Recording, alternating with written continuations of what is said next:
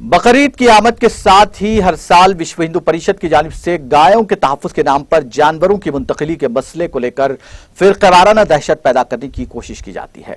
इस मर्तबा भी विश्व हिंदू परिषद के रियासती सदर रामाराजू ने इंतबाह दिया कि अगर बकरीद के मौके पर गाय की कुर्बानी दी जाती है तो हिंदू समाज गाय के तहफ्फुज के लिए बाहर निकल पड़ेगा। यहां तक कि उन्होंने इस गलत बयानी से भी काम लिया कि कुरान में भी इस तरह की हिदायत नहीं है, तो फिर गाय की कुर्बानी को कैसे जायज ठहराया जा सकता है।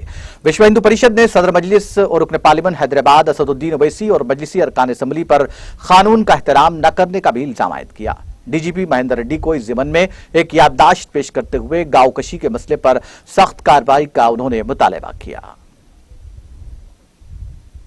डीजीपी साहब से मिलना हुआ तो हर साल के भांति मिले आज भी, क्योंकि अपने पास तो अभी जो आने वाले पूरे त्यौहार हर्षोल्लास से मनाने का रहता है और इस बीच में जो अभी ना बकरीद आने वाला है उसके लिए भी जो आप बलिदान देते उसका तो कोई हुआ नहीं। लेकिन जिस तरीके से अपना यहाँ के एमपी साहब और यहाँ के लोकल एमएलएस जो डीजीपी को जो विज्ञापन दिया गया उसके अंदर सरासर वो लोगों का यही है मैसेज कि आप कानून का उल्लंघन करो, कानून को मत मानो।